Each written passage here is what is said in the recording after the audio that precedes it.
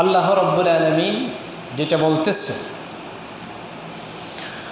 ওয়ালাউ আন্না আহলাল কুরা আমানু ওয়াত্তাকাউ লাফাতাহনা আলাইহিম বারাকাতিন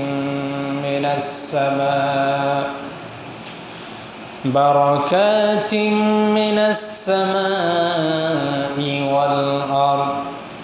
আল্লাহ বলতেছে, ওয়ালাউ আন্না আহলাল কুরা, জনপদের অধিবাসীরা, এলাকার মানুষেরা যদি আল্লাহর কাছে যদি আমানু ঈমান আনত, ওয়াত্তাকাউ আর যদি তাকওয়া অবলম্বন করত, পরহেজগারি অবলম্বন করত, আল্লাহ বলতেছে লাফাতাহনা বারাকাতিন মিনাস সামাই ওয়াল আরদ, আসমান এবং জমিনের যত বরকত আছে সমস্ত বরকত আমি তাদের কাছে ঢেলে দিতাম। বলি আলহামদুলিল্লাহ।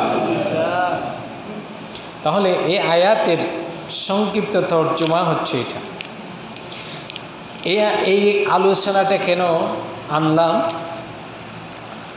আমরা আল্লাহ সুবহানাহু ওয়া তাআলার শুকরিয়া আদায় যেভাবে করতে হবে সেভাবে আদায় করি না।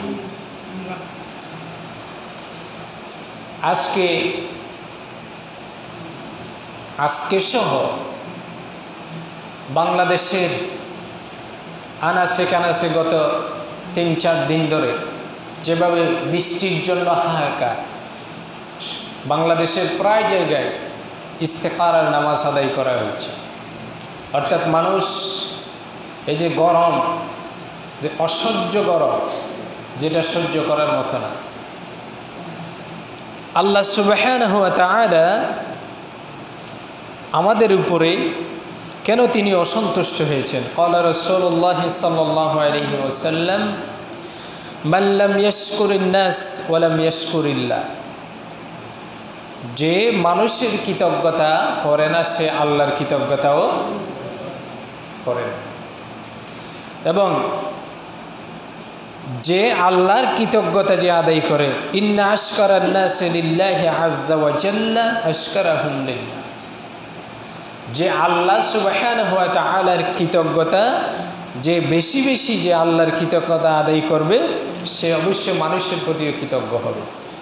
তবে আল্লাহ সুবহানাহু ওয়া তাআলা কোরআনের ভিতরে অন্য জায়গায় বলেছেন, লা ইন শাকারতুম লা আযীদান্নাকুম, যদি তোমরা শুকরিয়া যদি আদায় করো তাহলে আমি তোমাদের জন্য সব কিছু বেশি বেশি বৃদ্ধি করে দেব। বলি আলহামদুলিল্লাহ।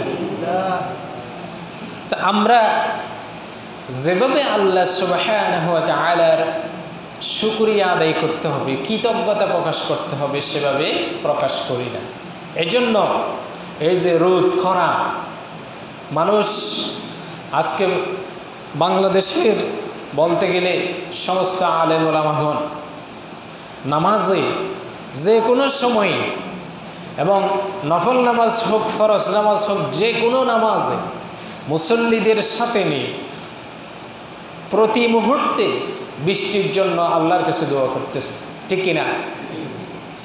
এরপরেও আল্লাহ সুবহানাহু ওয়া তাআলা আসমানকে কৃপণ হিসেবে রেখে দিয়েছেন। আল্লাহর হুকুম আসতেছে না, রহমতের বৃষ্টি আসতেছে না। কেন আসতেছে না? আমি একটি হাদিস আপনাদের সামনে, হাদিসের একটি অংশ মধ্যখান থেকে তেলাওয়াত করেছি। এই হাদিসটা কিন্তু লম্বা। আল্লাহর নবী বিশ্বনবী মুহাম্মদুর রাসূলুল্লাহ সাল্লাল্লাহু আলাইহি ওয়াসাল্লাম এই হাদিসটি হাদিসের 4টি কিতাবের ভিতরে এটি এসেছে।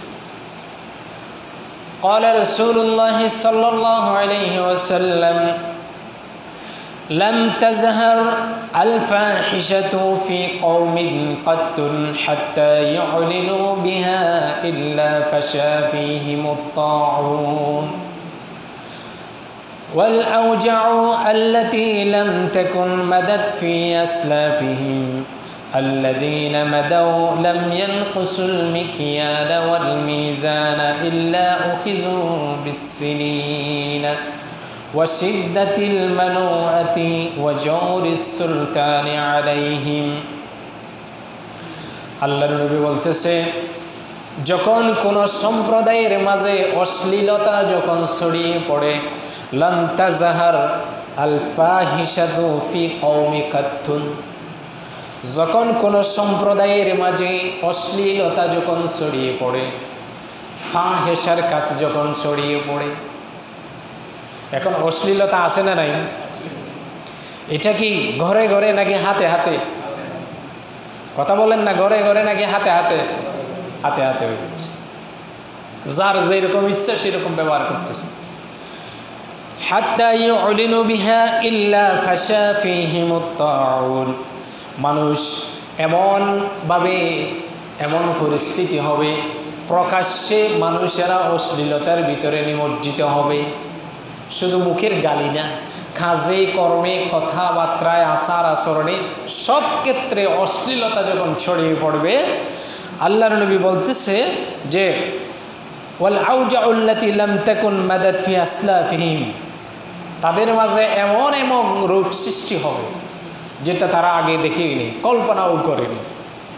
সেটা কিন্তু আমাদের এই যে রোগের ক্ষেত্রে সেটা কিন্তু আমরা দেখতেছি।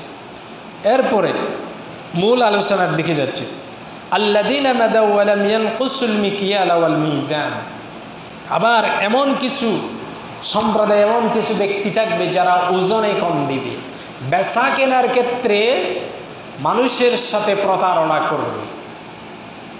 প্রতারণা করছে কি করে নাই? এই যে দেখেন রমজান মাস আসছে, যখন মানুষের চাহিদা যখন বাড়বে, মানুষেরা যেই জিনিসটা কোন সময়ে কিনে, কোন জিনিসটা কোন পণ্যটা কোন সময় বেশি মানুষেরা কিনবে, এই হিসাব করে যারা ব্যবসা বাণিজ্য করে তারা মজুদ করে রাখে। ঠিক কিনা? কথা বলেন ঠিক কিনা? কেন করে?